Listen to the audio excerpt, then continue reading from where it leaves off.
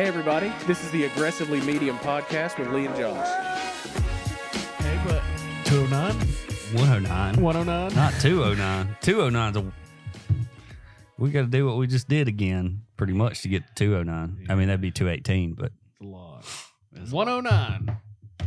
Right? 109. The Lord's number, 109. So how you been? We literally, we filmed one of these What's today? Monday. Friday. We filmed it on Friday. Yep. So it's Saturday, Sunday, Monday. Yep. And then we're going to do another one in 2 days from now. Because we're going to be at the beach next week. Tuesday, Wednesday. And then we film it on Thursday. We talked about filming on Thursday. Yeah. Yeah. So. Because we're filming 2 this week. Because I don't want to deal with it at the beach. We're not taking all this stuff to the beach. Yeah. I mean, we could pare it all down and all that stuff, but then that's like 2 hours you're not at the beach. Yeah. Or at the pool or whatever. And that ends up taking more time away from having fun. Yeah. So, but yeah. So we'll be at the beach, but we got to film another one of these in 2 days. So it's really, I mean, this is stretching our hosting. Yeah, we should have shot early last week, not Friday. Yeah. Well, I send you a list of days every week, and then it's more than likely it's towards the end of the week. Yeah.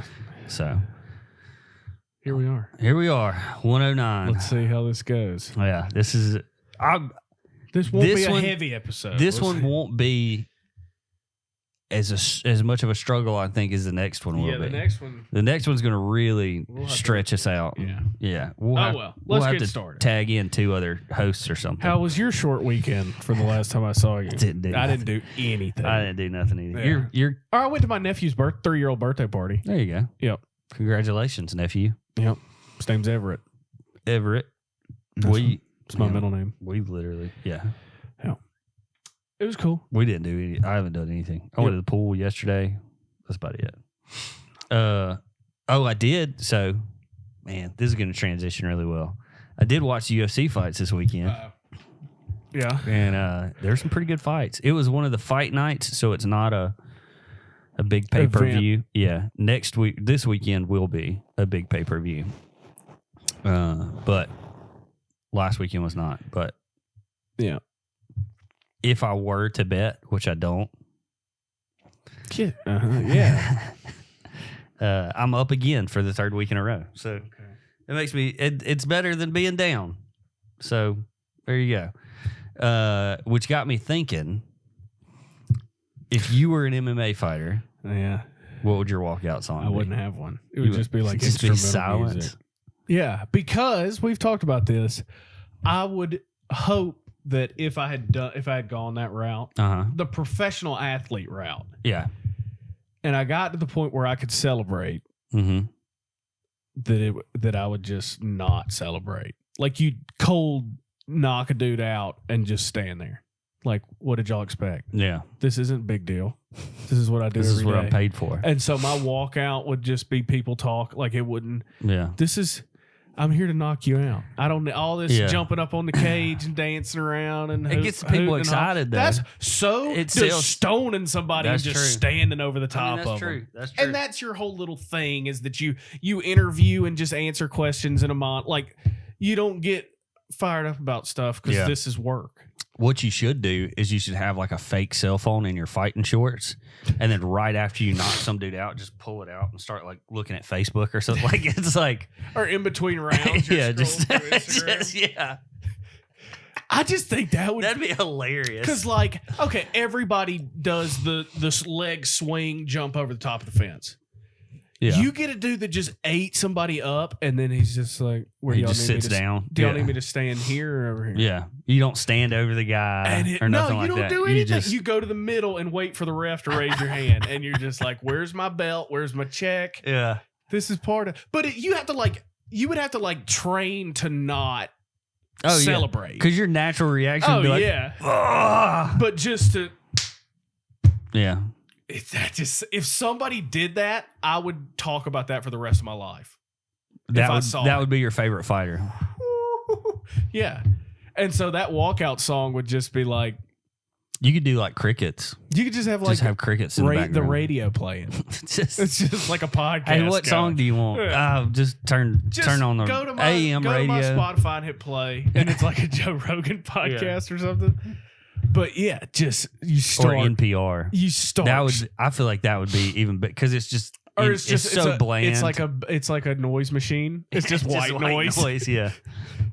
I think that's pretty good. You just white noise, yeah, and you just or Tweety Birds playing, and you just yeah, or just silence. How awkward, how weird would that be? I've never just silence. Or the Undertaker's song, his walkout, but I have to come through the middle of the bottom of the ring, yeah. So and that's not set up for But yeah, just silence. You just walk out with your crew, and you can hear the crowd. They're all fired up because you're good. Or they're in silence as well. Like they know that's your thing. Your people are quiet. Yeah, everybody's it's just dead silent. It's getting a little Undertaker-y, but yeah.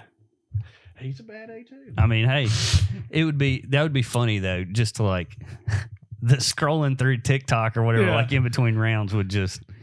You'd have to be the point where you wouldn't be gassed either, so you'd have to have a lot of cardio. Well, but you you pull out a newspaper, the big giant newspaper, and you've got it thrown over. Your stool is like a little fake toilet. You've got your knee up, and you're holding the newspaper out. Instead of like water between rounds, they bring you like a hot tea or something. Yeah. It's got steam coming off of it. Yeah, they don't even talk to you. You put on a pair of reading glasses in between your rounds. You got a cigar in your mouth. You got to take it off after. Yeah. But you just get up and stone somebody, and then your corner doesn't even say anything when he walks over. You have to have everybody. Nobody runs out there and grabs you. He just sits. He just puts your stuff down. And everybody your whole corner comes out and just shakes your hand. Yeah. Yeah. The two-handed shake. Yeah. If that. Yeah. Yeah, they'd give you a pat on the back. Good job, man. You and everybody just like respectfully looks at your belt from afar and they don't try and grab it. Yeah. Because I don't get off shift every day and just be like, we did it again. You don't take the trash out and celebrate on your way back. Yeah. You just that's your work. That's what you're supposed to do. Hey, that's the Nick Saban mentality. Dude, that's what he tells his players. See, if Alabama did that one game, like the SEC championship, huge game, and a first touchdown, just nobody celebrate. They just hand the ball to the ref and walk back, and it's like Nick Saban has told them to do that. Well, there used to be rules against celebrating. Yeah. They kind of laxed over the past couple of years on the rules of like celebrating touchdowns and stuff. Yeah. But like you sack the quarterback, knock his helmet off, and you just get up and walk over to your guys, and your guys are just like fist bumps. Yeah. I just think if I saw that, especially in a one-on-one UFC fight, and you just starch a guy in the first round. What would your after fight interview be like? I'll okay. Hey, this is Josh Julian. We're back. This is the winner of the fight, Lee Decker. Lee, tell us what happened tonight. What y'all think was going to happen? Well, so how did you prepare for this match? Like I always do. 8-week camp. We trained hard. I'd like to thank these guys. Yeah. We're going to watch the replay here on the screen. All right. Walk us through what happened. So he went for a double and I kneed him right in the temple. Have you been preparing for that this week? It was part of it, yeah. We knew he was going to shoot. This is so it's just feels what so if that weird. was it though? I know. And then like, so how does it feel? I'm like, I'm fine. I'm super excited. Yeah. What are you going to do after this? Go see my family. Probably get this cut cleaned up, but like, it's fine. Everything's fine. Yeah. Cool. Yeah, man. We'll see you next time. Thank you, everybody. Thanks, fans. That'd be so weird. It would be weird. I mean, I'm in for it. I just I'm trying to think of like if Poirier doesn't celebrate he does. He's too much. He wouldn't be able to do all that. I don't know. Patty. If all of a sudden Patty just... Have you seen pictures of him? He's fat. But he does that. He eats like crap when he's not in camp. Yeah, but freaking... I think Dillashaw was like, he'll never be a champ. And I don't think he wants to be. I think he likes punching people. Well, he's even said, like, people are like, hey, why don't you take more fights? And he's like, why? Yeah, I get paid a bunch of money for it. Well, he says, I make more money outside the ring than I do inside the ring, so why would I take more fights? Like, it's not incentivizing me to take more fights, so I don't need to take more fights. Yeah. But there's just a smidge of controversy this weekend that was pretty funny. There was two fighters. Let me get their names right. So it was one of the guys' like first UFC fights. Huh? Was it a UFC Fight Pass this weekend? It was a fight night. It wasn't a fight. I don't know. They have so many little names for the different things. Fight Pass is like that's usually like regional stuff. Okay. Was his name Bo? And he was a college wrestler? No. Oh, okay. This guy, oh gosh. Now I can't find the guy. It was, man.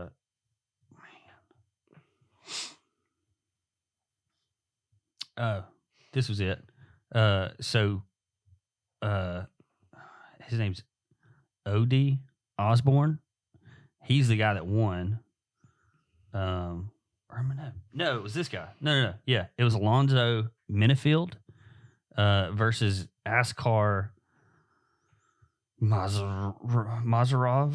Mm-hmm. So it's 5-minute rounds.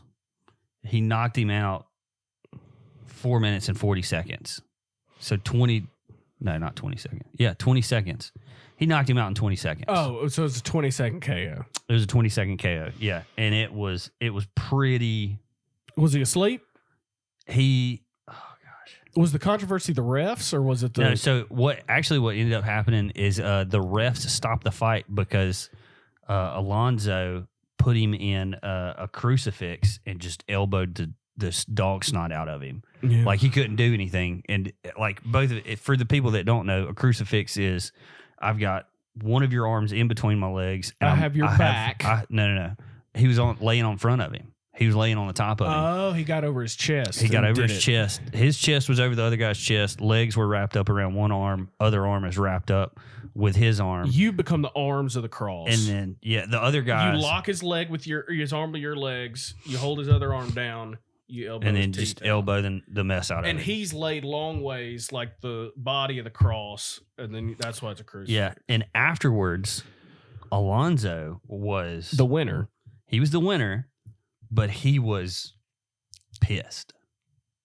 And everybody's like after they calmed him down or whatever, they were like, well, why are you so pissed off? So like, he put him in a crucifix and then beat the crap out of him in 20 seconds? And then was pissed. So this other guy's like an invalid or something. So this is what's happened is the guy said, he was like, man, he came in here and he falsified his records. His fight record isn't what it is. Not professionally. Well, not at all. And so just from his level of competition, Alonzo could tell that the guy was crap. No, this has supposedly been a thing that's happening. That's been like there's a fight. It's called Tapology. It's like a big database. They've been like going back through all of his wins and realized that like some of the matches he wasn't even there. Huh. And so he's falsified his records. Like at first it was okay. What did they say the guy was when they announced him? Do you know? Do you remember? I think that it changed 3 times this past week.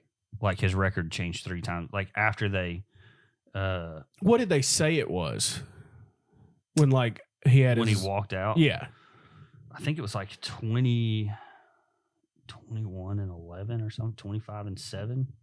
Oh, okay. So 25 and 7 is what was on the ticker. What on was the on show. Yeah. And then it says as of May 4th, today, he's 19 and 12. So he didn't fake that many fights. He's had 12 losses though versus 7. Like 25 and 7 sounds a lot better than 19 and 12. Yeah. So, but it's not like he's ranked or nothing. No. But he was crap. The other guy wasn't. He beat the crap out of him in 20 seconds. And was like, pissed that y'all are letting guys like this falsify the records and stuff. Because what if that guy comes in and and like knees me in the head while we're on the ground because he don't even know what he's doing. Yeah. Or he breaks my knee because he just stomps on my ankle or something. Like, yeah. This like is, for my safety. Yeah. So speaking of getting knocked out, Safety. KO'd and safety, we're going to go through our medical kits. So we both have brought our, essentially, this is just like a first aid kit. This is, they call them, have you heard the term IFAK? IFAK? Individual first aid kit is what they call them in the Army. So this is your go-to when you're out in the field. Can we call it an IFAQ? What's the Q? I don't know what the Q is. What is it? K. Kit. K. I don't like saying FAK. FAK. I don't like FAK. FAK. Fat as FAK. I don't like that. You're fat as FAK. Yeah. Sounds too much like the F word. Or you throw a G in there and we can get in trouble. That's true. That's what I was thinking of. Okay. Was the K and G are a little. Yeah. You're a little facky. Yeah. Today. See. Yep. So I just recently pared mine down because I had a big duffel bag. You're a first responder. You have a real one. But I took that one completely out of my car. I don't need it anymore because there was a lot of just like fluff in it. But so I bought this thing. It's kind of cool. It's got a rip away. So if it's attached to my backpack with straps, I can just rip it off, and then I'm not bringing my backpack out there and putting it in. Yeah. Blood and all that other stuff. Actually, I want to see yours first. Mine's just a fanny pack. Well, but yeah. Yeah. But you got your rape whistle there. I have my find me in the dark whistle. Ah, okay. That's what it is. After they've dropped you off and they've had their way with you. Well, if I get separated and I can't get my backpack and this thing, if this is the only thing I get, because I have other stuff in other backpacks, but it's a fanny pack. Bought it off Amazon. It's not tactical or anything. Yeah, it just had a bunch of pockets, and I don't usually wear it like a fanny pack. I usually wear it slung like this. Yeah, so they make versions of this that are like a sling version. Yeah, that you. I don't. Yeah, I've never been a big camo guy. Yeah. And so, especially the tack and like the American flag thing, it's cool. Yeah, that came with it, or else it wouldn't be on there. And you can buy kits that are full, but we've made ours ourselves, right? Yes and no. Yeah, most of mine I put together, but I bought. So did that have stuff in it? It did. Okay. I took a majority of it out, right. But it had a lot of stuff in it, and like this whole thing was $15, right? With this and all the stuff in it, yeah. And so I was like, well, if I can get a pack of Band-Aids or whatever put in it, then I might as well just. Yeah. Are we going through it? Yeah. This back slot is real skinny. You're supposed to probably like put your wallet or something in, or cards and stuff. Yeah. I just have a ton of those alcohol pads. That's just where I have all that alcohol. I've got the find me whistle, or just help somebody look over here and see what's going on. And then I've got like fat Band-Aids. Yeah. Those are good for bigger wounds. That's a suture kit. Like you gonna suture somebody up, or God forbid, I've been sutured in a kitchen. Yeah. So if it has to be done after a bad drug deal, after offense, but I've been sutured in a kitchen. Somebody took offense to it, and then I got iodine. No, that's wound closure that has isopropyl alcohol in it. Oh, too. okay, It's gotcha. like medical glue. Glue, yeah. Tape, athletic tape, super glue, hair tie, tweezers, old pocket knife, Q-tips. That's another suture kit.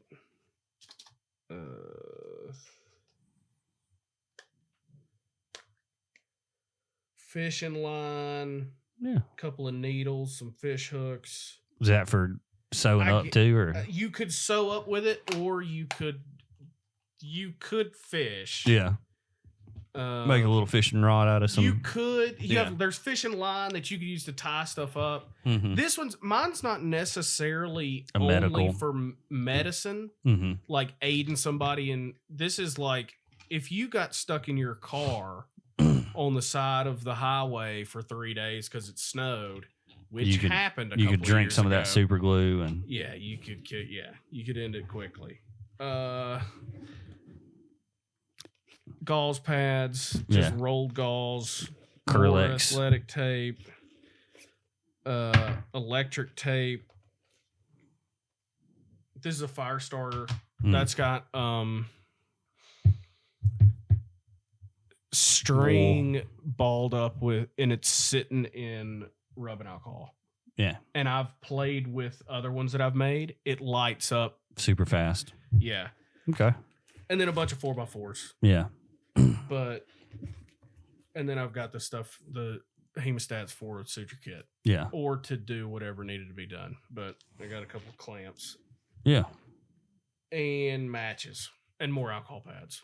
Yeah. But that's it. So like basic medical stuff. Mine's a pretty like basic medical kit as well. There's a couple of things that I want that I don't have yet. But I've got enough to get me doing what I need to. Like, and mine is for mainly, I keep it in my car. Right. So if I happen upon a wreck or something, I can pull this out and it's got everything I need. And it's pretty quick to get to everything I need too, because it's all laid out. And what kind of spurred this on was and if you have any questions about medical kits, just send us a message or ask us. And if you have anything that you think, because there's a couple of guys who are medics who listen to this podcast, a couple of guys who have been in the military too. Mm-hmm. If you have things that's like, hey, I think you should have this or this is a good thing, go ahead and send us a message and let us know, because we can talk about it more in depth. And we might actually get a medic on here pretty soon. Yeah. To talk about stuff. But so pull mine out. I have gloves in mine too somewhere, but in this little thing is alcohol preps and tape. Mm-hmm. And then I've got some 2x2s right there, which a 2x2 and a 4x4 for people that don't know is just, it's a gauze pad. Big pad. That's a 2-inch by 2-inch or 4-inch by 4-inch. And I got all them 4x4s on your behest because you said that's usually what you end up using in a. If wherever my 4x4s are, that's what I've got the most of. I've got a poncho in here that I'll probably never use. Right. An emergency blanket I'll probably never use. This is full of just different size Band-Aids. Yep. And this is the thing that came with it that I was like, I could probably use that. So, one thing that I've read and seen is Band-Aids that come with stuff like that are crap. Oh, they probably just are. go get Band-Aids. But big picture, if I have to pull this out, I'm not using a Band-Aid out of it. And I've almost thought about taking the Band-Aids completely out. Right. Because what do I need a Band-Aid for? If somebody is in a car accident or somebody's been shot, I'm not going to put a Band-Aid over the top of it. I'm going to put 4x4s, or if it's a gunshot wound to the chest, I'm going to put an occlusive dressing. I'm not going to put a Band-Aid over it. And so I've actually thought about taking this completely out. I almost thought about taking the poncho and the blanket out too, but the poncho, I was like, if it is raining, and maybe I'd have a little rain protection. Or you put it over the top of somebody. That's what I would do with the blanket, is I would probably put the blanket over the top of somebody. I have some Q-tips, which I'll probably never use those. Yeah. There's not a need for it. I've got a triangle bandage. The best thing a triangle bandage for is making a sling. Yeah. That is a CPR mask. So it's got a one-way valve on it. Yeah. Which I honestly, if I had to do CPR on somebody, I'm probably not going to use this anyway. I'm probably just going to do hands-only CPR, because that's what you do now anyway, isn't it? Yeah, I prefer mouth-only CPR, but I don't know enough about it. That sounds gross. Yeah, it is. Yeah. Literally does nothing. You're just making out with somebody who's passed out. I have like a little wrap-up bandage thing. An ace bandage. Bandage, yeah. And that's going to be just for holding pressure on something. Yeah. I've got a long Krillex. I've got 2 shorter Krillexes. That's the gauze that stretches out. Mm-hmm. On this side, I've got gloves laying there. This tourniquet is a piece of crap. Better than nothing. I want to get a better one. You got to get the crank. This is not going around your leg. Or, I bet. Because you're supposed to put it at the highest joint. Yeah. So my shoulder. I could. You couldn't get it around half my I'd shoulder. get it. Hold on. You couldn't get this around my shoulder. Put your arm out here. Well, you might. Put your arm out here.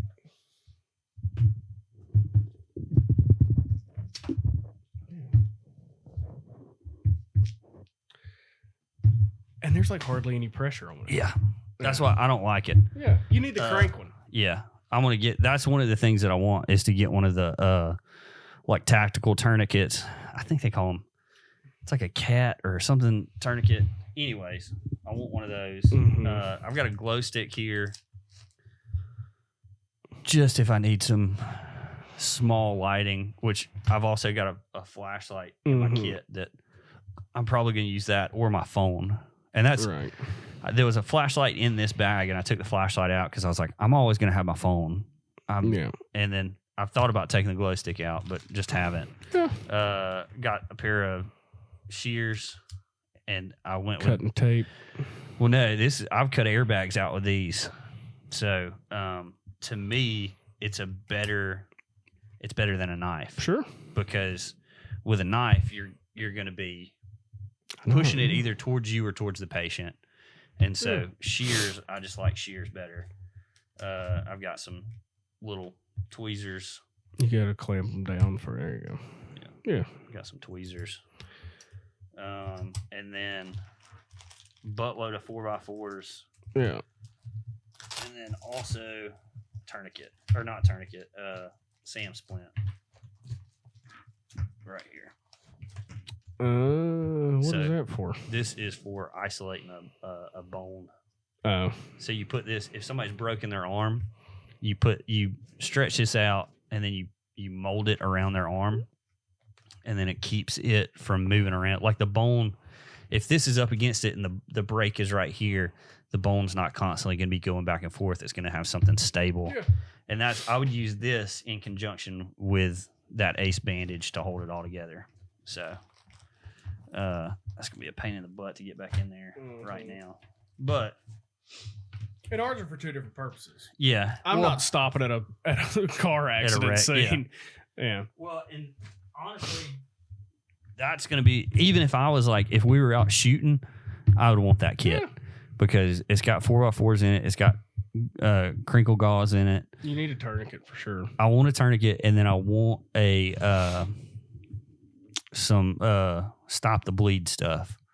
Either a powder. Mm-hmm. The powders aren't as good as now. They have like an actual dressing that you put over the top of it, and it's got that cauterizing agent inside of it. And so you put that in there, and it's going to start cauterizing the wound. You talking about like Quick Clot? Yeah. Similar. Yeah. And that's just like a name. Quick Clot's a brand name. Brand name. Yeah. But the biggest thing, and I was talking with a medic the other day about this whenever I was on shift and I was putting the whole kit together, and I had my big bag, and he was like, whoa. And I was like, yeah, I'm paring it down now. He's like, yeah, really all you need is something to stop the bleeding. That's because if somebody's broken a bone, like that SAM splint is more going to be for their comfort. And also, I mean, to make sure the bone doesn't like move around and do stuff. But like for just a standard medical kit, 4x4s and tape are going to be 90% of what you use. So putting a bunch of stuff in it, like a bunch of Band-Aids and a bunch of, I've seen some medical kits on Amazon and I'm like, why would you pay for that? Like it seems ridiculous. Yep. But those are medical kits. And I have a way bigger one that goes with us that stays in the vehicle. Yeah. I want a bug out bag. I'm going to start putting together one of those. Yeah. Backpack with clothes in it. Food, stuff like that. Yep. So this is going to be really quick. You're touching my leg. I'm sorry. You did it last week. I know.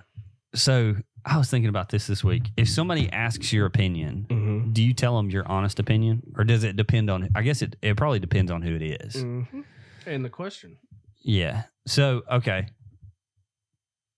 I'm trying not to like give too much away about the specific thing that happened.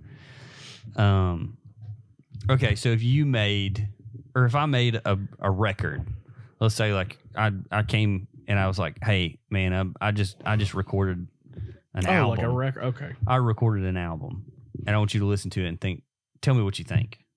I wish you wouldn't do that. But like, would you give me your honest opinion? You wouldn't? Oh. Well, do I like it? There's parts of it you like and parts of it that you don't like. I mean, I'd probably sugarcoat it. Well, why? I don't. I had somebody ask my opinion. That exact thing. Somebody asked my opinion on an EP that they were about to put out.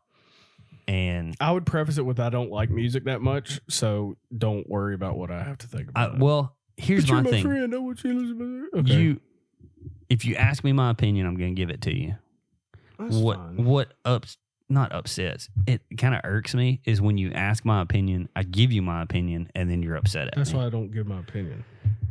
It could be like 90% of what I was saying was like, hey, this is great, this is good, but like this seems weird and this is kind of off. I don't know.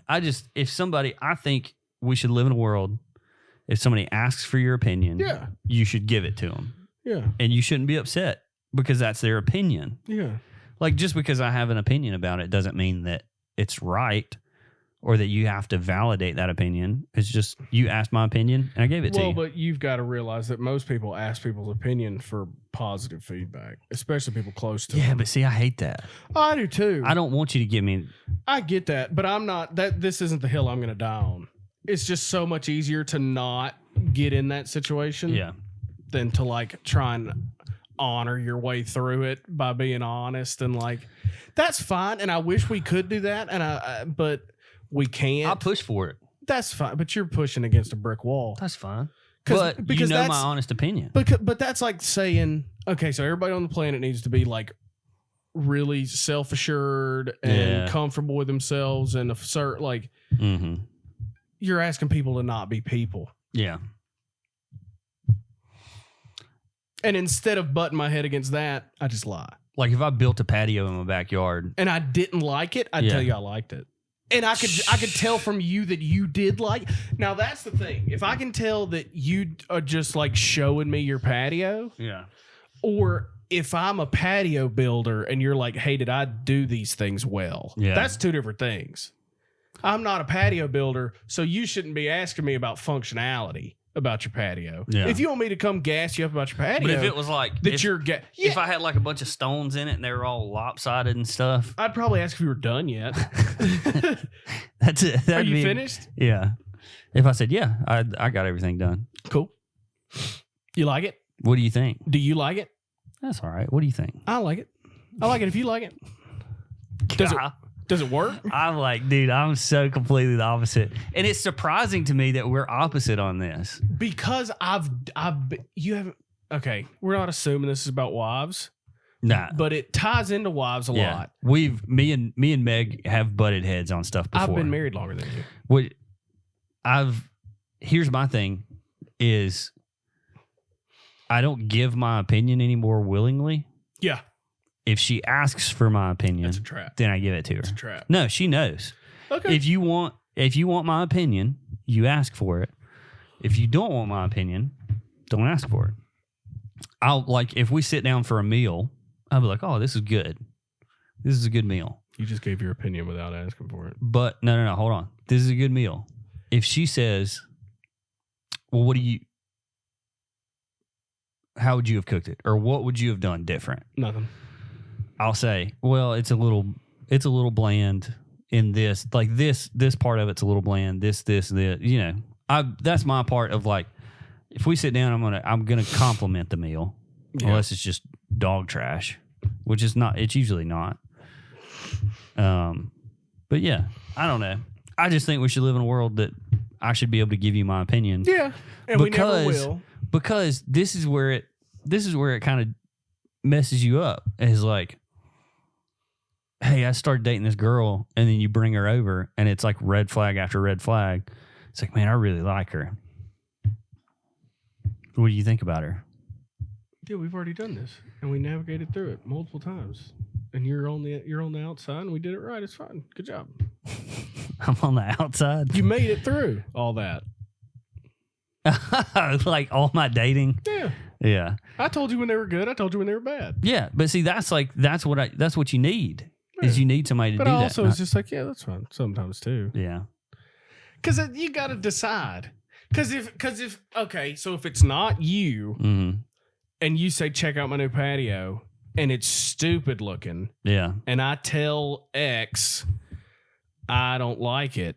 Well, I'm not going to say I don't like it. I'm going to say, hey, what did you like? Okay, I needle them. I'm obviously that I don't like it. Yeah, and I'm trying to be kind and all that. And now they're upset at me for like 2. I'm an adult. I don't have time to navigate through your stuff. So I'm just going. I spend 99% of my time trying not to rock boats. Yeah, that's almost what I've kind of I've settled into. If it don't have to be stirred up, I'm not touching that. Yeah. And so like some dude's patio, who cares? And if I give feedback and like, what are you going to tear the patio up and start over? I mean, if there's something that can be fixed, maybe like I'm not going to tear the whole thing up, but if it's like, man, I could fix. You're right. It is that part is sticking up more than this part. Like, yeah, and I could just take it up and then dig down a little bit and then put it back. And then, but like, okay, so you did all that for me? No, because difference between me and a normal person. If I'm asking for your opinion, I want your opinion because I want it to be better. I'm not asking for your opinion to be like, man, yeah, you. And I don't want you to gas me up. I want you to tell me if there's something that's wrong with it. It's just so much easier to gas you up. Though. It is, but it doesn't. It shouldn't be. Well, I understand. I understand. I just don't think it should be. Yeah, I'm much more worried about somebody's fragile emotions than their patio. It's so weird that. Yeah. That if you looked at the two of us, like based on our opinions on anything else, you would think we were the opposites on this. I have plenty of opinions. I don't give them to people. That's what I'm saying. It's like you would think based on this. Because it's banging your head against a wall. You can only do that so long before you either stop or you die when you're 80 and you've been banging your head against the wall for 80 years or not. And I'm sure you could say, like, all these people that have changed history were banging their head against the wall at some point, but... Yeah. Well, this is something that I want your opinion on. All right. Okay. We'll see. So this is a Forbes article. All right. And it's Alabama. It's an Alabama-specific thing. This was written... I'll say this before we head on. The people around me don't want me to just give my opinions about everything. Do. No. I do. If I ask for your opinion on something, I want your opinion. Yeah. Because me and Meg have had these conversations before where it's like I ask for her opinion and she doesn't give it to me, and then 3 months go by and she's like, I don't like this. Yeah, I want you to tell me that day. Yeah, versus I find out in 3 months because I've been thinking that you liked it this whole time, and I could have changed it back then when I was working on it. Yeah, I hear you. I don't know. So I want your opinion on this. This is an Alabama law.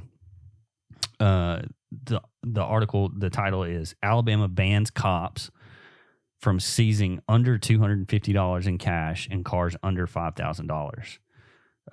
So under the new reform signed by Governor Kay Ivey late last month, Alabama became the latest state to target its civil forfeiture laws, which let police and prosecutors seize and keep property without ever convicting the owner of a crime. What? Last year in Alabama, more than 1/3 of all forfeiture cases didn't even involve an arrest.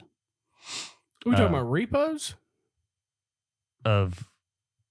It's called civil forfeiture. It's not called repossession. This is a cop pulls you over they find under $250 worth of cash or a car that's under $5,000, under these civil forfeiture laws, they can keep it. So, who is they? The police. Not the specific police officer, but the police department. This is what has funded a lot of police departments over the years, is these civil forfeitures, because they can have auctions. They have auctions or cash. Yeah, that they can now put in a. So perhaps unsurprisingly, Alabama law enforcement has aggressively pursued forfeiture. Over the past 2 years, Alabama agencies opened 2,158 forfeiture cases, seizing $12.74 million in cash and 477 cars. Yet owners rarely recovered what was taken from them. Can they go recover that? During the same period, law enforcement returned a mere 38 cars along with $139,000 in cash. Winning a civil forfeiture case in Alabama is so difficult, many owners don't even try to hire an attorney to fight back. Almost 2/3 of all cash forfeited last year was forfeited by default, i.e. when the property owner didn't engage in forfeiture litigation in a civil court case. But under the newly signed SB 210, police may no longer seize any cash under $250 or cars valued at under $5,000. By preventing police from taking cash or cars into custody, Alabama's new seizure thresholds could prevent owners from being targeted with civil forfeiture cases in the first place.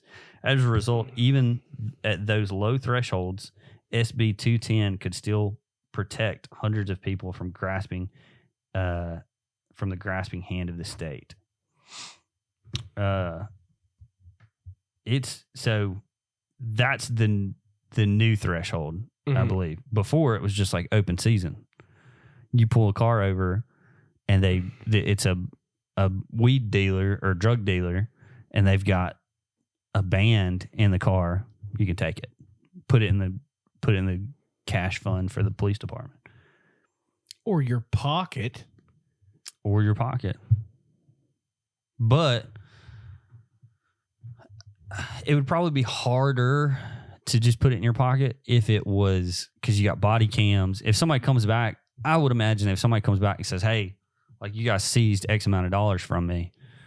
And it's like, okay, well, what officer was it? What day was it? We'll pull up the footage. So, I mean, not to say that hasn't happened. It's super hard to do that. Yeah. If somebody took cash from me, I'm going to go back and get it, though. And didn't arrest me for anything? You just stole money from me. Yep. The state stole money from you, technically. Yeah. I've known about these civil forfeiture things for a while because I saw. I've never heard of it. It was I think it was like John Daly or somebody, like one of those people did a thing on them. It says with SB 10, the Yellowhammer State also became the 5th state to outlaw roadside waivers, which enable officers to coerce drivers into waiving their rights to their property, often cash, without any safeguard or for due process. Yeah, how do you take money out of my lap at a traffic stop and then send me on my way, and I don't immediately call the police and say you just stole money from me? Well, it's civil forfeiture, though, so you call the police department, and they're going to be like, well, it's civil forfeiture. Is it only in so you've done something else illegal and they take money with the illegal stuff? Not necessarily. So it's theft. Like they pull you over and they see $1,000 just sitting open in your, and they're like, this is suspicious that you have $1,000 in cash just sitting there. So we're going to seize this, thinking that it could be tied to drug related activities or something like. Here's the thing is, they're probably not going to pull you over and do this. Until they do, but they might pull somebody who looks shadier than you over and do this. And it's like, if they're driving around in a 1985 Honda Civic and they've got $10,000 in cash sitting next to them, they're going to be like, this is suspicious. Give me your $10,000. but they don't have to charge you with anything because you haven't done anything. But luckily, Alabama has passed this threshold now, so maybe that'll help some people. That it's only $250. So like actually, so Alabama bans cops from seizing cash under $250, so it has to be over $250, or cars under $5,000. So if it's a car that's worth over $5,000, they can still do it. If it's cash over $250, they can still do it.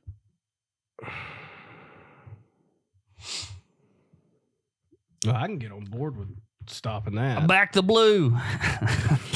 Not that. Not that part of them. No. Not the theft part? No. I'm not going back the theft part.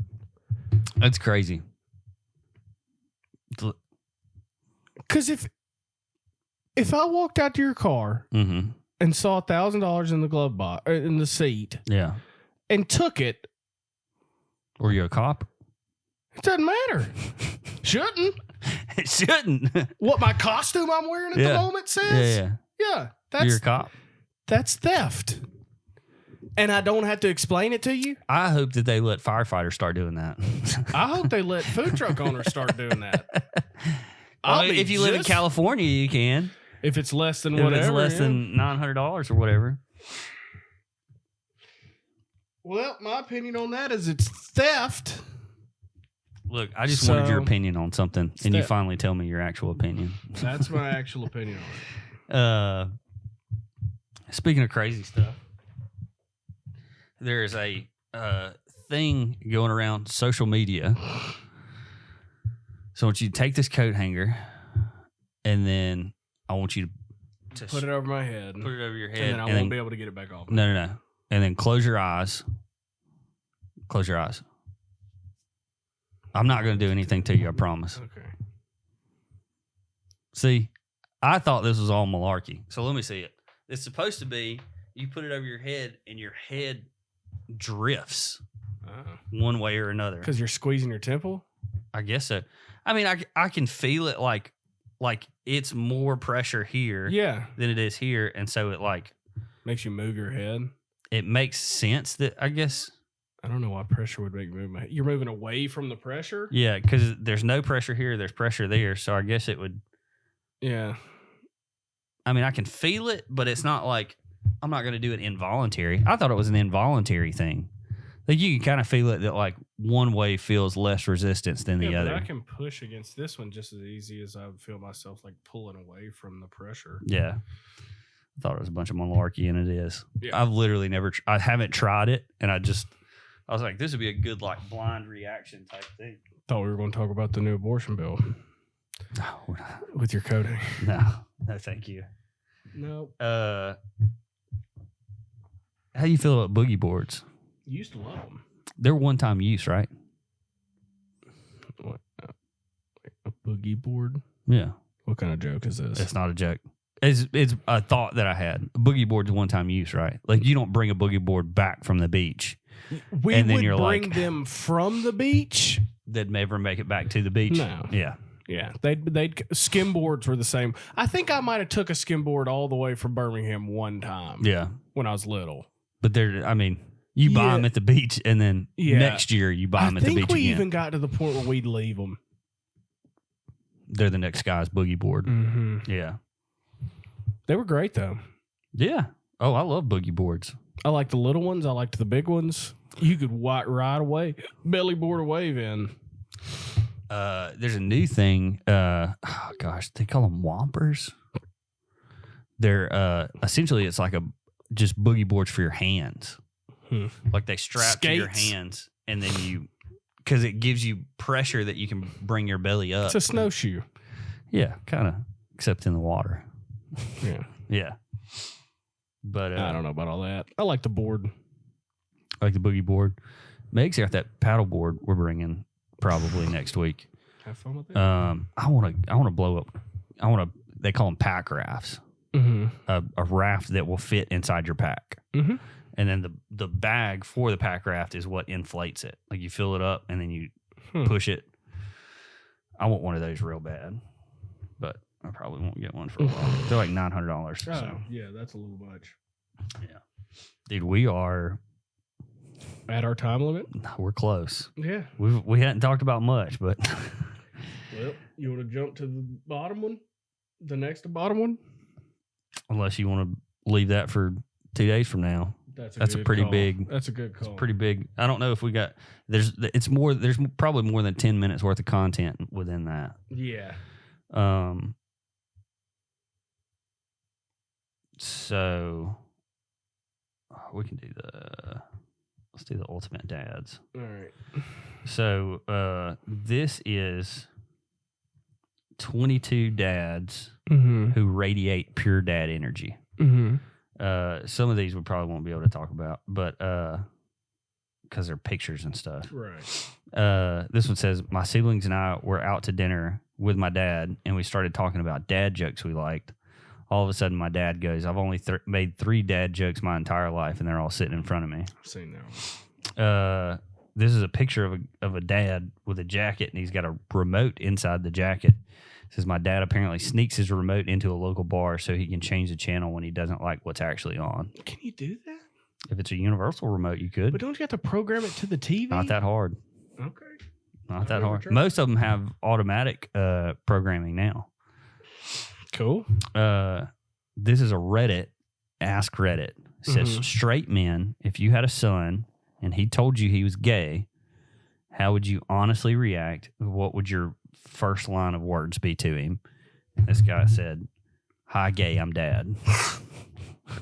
Yep. The old dad joke. That's a good one. Hi, hungry, I'm dad. We might have talked about some of these before. This one, sometimes I put on movies that are in Spanish. Oh, yeah, you told me Yeah.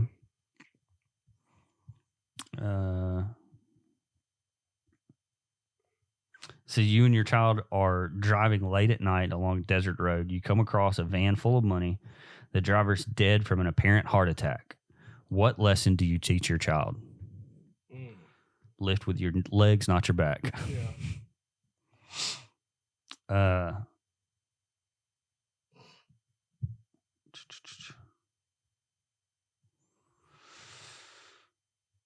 Thought I was meowing back to my cat for the past hour, but it turns out it was just me and my dad meowing at each other from different rooms in the house. I've seen one where it was 2 neighbors meowing. Oh, it's 2 neighbors. Yeah, on their back porch. Just saw a dad in cargo shorts on a riding lawnmower shoot me some finger pistols at another dad on a riding lawnmower. It says, what an effing power move. When my son was 4, he told me one night while driving home that when we die, our glow insides soul go up to the stairs and wait until the time when they can come back to learn different lessons with different people. Oh, that wasn't a dad joke. That was just some random part of the article. That was weird. Guy says, I've been building my son's trust for 2 years with high fives. Today I'm going to hit him with a too slow. Welcome to the real world, son. Asked a rival dad's wife if she needed any jars opened before I left. Those are funny. Yeah. The rival dad ones.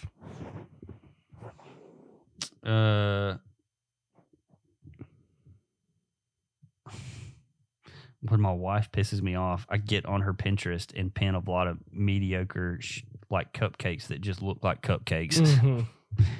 Like homemade messing cupcakes. Up her algorithm. Yeah.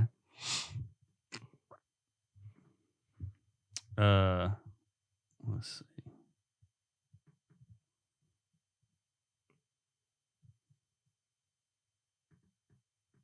I don't even shop on Black Friday. I just roll up to Walmart parking lots and fight.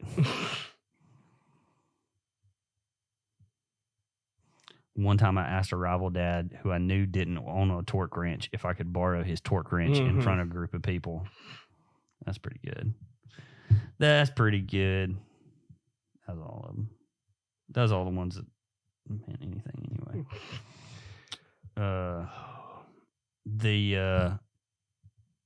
You remember Layaway? Yeah. I'm not even going to lie. I thought it was a Walmart thing. Oh, no, it was. I didn't know layaway was a concept. I thought Walmart had this thing called layaway that you could do that was strictly Walmart. Oh, no. Yeah, it was a lot of places. Yeah. Goodies, they had layaway. Sure, Kmart did. Yeah, we didn't ever go to Kmart. The only reason that I know it exists is because every time we went to a store, my mom would be like, well, we put this on layaway. We need to go put some money on layaway at Goodies or wherever. Like when we were in town at Tuscaloosa. For those of you that don't know what layaway is and you're rich your whole lives. Or you're younger than 20. I don't remember when they started getting, I guess it would have been about 20 years ago. Because I remember putting stuff on, like toys on layaway. And like going back and putting money on them. But so you would go to a store and there'd be a department in the back that essentially you would say like, hey, hold on to this for me. And so they would take it back and you would have to like put a deposit down. And then you could keep, it was almost like a loan, but you didn't get the stuff before you paid it off. Mm-hmm. So it's probably like what a loan should be. Yeah. It's a payment plan. Yeah. But you don't get it first. You don't get it first. It was like credit without the dangerous part of credit. If you forget that it's there, they keep you money. They keep your money after a certain amount of time. Which is fair. Sure. I mean, I've lost one or two things to a layaway going. Walmart discontinued layaway in 2006. Yeah. So that would have been, what? 16 years. 16 years ago? Close to 20 years then. Yeah. But they revived it in 2011. Probably nobody used during it. During the Christmas season because of the 08, 09 financial crisis. But yeah. What's something that you would put on layaway today? That I couldn't have until I paid it off? Yeah. This is really specific. Some Crocs? No, I'll just go get some Crocs. A good fishing magnet. Oh, like one of those like 50-pound. Yeah, because you don't really need it. Like, I've started dabbling in YouTube of it. Yeah. And so that would be a thing. If I went and put $20 a month down, in 6 months, I've got me a pretty good magnet fishing rig. Yeah. But I didn't have to. Wait a second. There is no upside to layaway other than it being gone by the time you could accumulate the money to get it. I mean, the upside to me with layaway is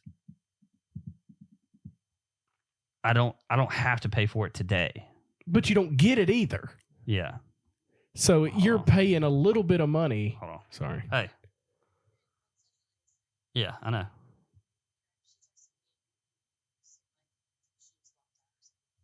I don't think she is. No. She came in through the garage. Yep. Wow. She called me twice. Yeah. Something that didn't even matter. Let me make sure it's unlocked. Where is that? Oh, yeah. It's unlocked. Should be. But so there's no... The only upside to layaway is that you reserve the thing so it's not gone when you pay for it. I have done that before that I didn't have the money for a toy. And it's setting it aside so that it doesn't get sold out. Yeah. That's like the only benefit of... That's probably why it's gone away is like loans became more popular and it's like I can have it today and I'm paying on it. Yeah. Versus I don't have it today and I'm paying on it. Now, so the evolution of layaway is the store credit card. But you get it. I know. That's what they. Oh, okay, yeah, they said, why would we pay 2 extra people a day to stand at this counter guarding stuff that people hadn't paid for yet? Because to me, it would be if this person doesn't pay the full amount, they've got the product. Yeah, and some of their money. Yeah. Yeah, but that's not... I mean, Walmart's bigger than that. They don't need that department to make money. They make money everywhere else. Yeah. And so... But if you swap over from layaway to a store credit card, now you're making money off of the credit card and the interest. Yeah. So you're not having to worry about... nothing. Yeah. because there wasn't. I don't think there was interest. No, it was just layaway. If it was $50 for that game, it's $50. It's $50. If you pay $5 a week, you get it in 10 weeks. Yeah, there wasn't any added thing. Yeah, it wasn't just. It wasn't. Yeah. I don't know. Something that I would put on layaway. A gun. Yeah, something. So that's like that would kind of be the plus side is like I'm not having to pay interest on something, but like I want it, but I don't want my wife to know that I'm like making a huge purchase. But if I span it out over like 2 or 3 months and I put $10 here, $25, $50, just putting some petty cash on it. If that's your goal is to hide stuff from your spouse, then layaway's great. Sure. Sometimes you got to. Yeah. But see, like, and then then you bring it home and you put it in the gun cabinet, and it's like. But then why wouldn't you just, when you've got that $15, you got that $25, put it in an envelope in your sock drawer, and then when you have the accumulation, go buy the gun at once. I mean, you could, yeah. Your sock drawer is layaway. Yeah. If you could keep your wife from taking the sock drawer money. You're the only person I've ever known that the spouse steals your saved cash in a sock drawer. Well, that's never happened before. It happens. Let me tell you. Well, yeah. I have no need. Until that happens to me, I have no need for layaway. Yeah. I guess if they brought layaway back, I would be their main customer. All your money would be not in your sock drawer, would be at the Walmart customer layaway. Yeah. Even though I don't get that much stuff at layaway, it would just honestly it'd be like a savings account for me. It'd be like, hey, I don't need anything, but just hold on to this for me, and I'll come back for it. What are you putting on layaway? Just we'll figure it out. Yeah. You can throw something back there on the shelf, but just hold on to this. Yeah. Well, episode 109. 110 will be next week. We'll be in 2 days. But it'll be released next week. Yeah. We're not releasing it this week. Yeah. So, guys, once again, from the look of the thing, we've still got plenty to talk about. We still got 1, 2, 3, 4 things to talk about. We got a little gag thing we're going to do next time. And a little gag thing. Yeah. Maybe it won't be hard. This is, man, so we come in here and we stress out about what are we going to talk about. We talk about 3 things. And we get through. We could do this every day. Could. I think every day of the week. Minutes? Every day of the week. Could we put out 2.5 hours of content every work week? Yeah. Sure. 50 minutes, 5 days a week. How long is like Rick and Bubba? 4 hours. 4 hours. But Monday you got commercial breaks. So it's really probably like 2.5, 3 per day. But you've got 5 guys. 6 guys. Yeah. And then you've got a team of interns. But yeah. I could do a radio show. I don't know how many people would listen. You'd have to see the thing those Rick and Bubba guys do is they go home and have to like put together the next day's show. Yeah. I think sometimes too, though, the interns and stuff bring them a lot of stuff. Right. If you notice, like on the podcast and stuff like that, they'll be like, what is this? Yeah. And it'll be something that one of the guys, like the interns pulls up and they're like, oh yeah, this, y'all can talk about this. Rick still has a huge stack of sheet paper that every single piece of paper has a bullet point on it that they're talking about. And That's he'll have some stuff written. It's just what he's done for 20 years. Yeah, I know. And so seems a little much. They print out his day's thing. He looks through it, takes notes on it, and then he just, as they go, he's doing this as they talk for 3 hours. I don't think it would be that hard. I think you fall into a rhythm too, where it's but he's the host, so he has to keep it flowing, and he's got to keep it smooth. And, if we had 20 topics we had to talk about every day, like I'd have to take some notes and keep it all together. Well, but like if there's 5 of us, then like you're responsible for 5 things. And then they have guests come in and they do little things. Yeah. It's great. We could do it. Yeah. But if there's any radio stations out there. Thank you guys for listening to episode 109. Thank you for letting us into your hearts and minds and your places of homes and your vehicles and your places of work and your butts.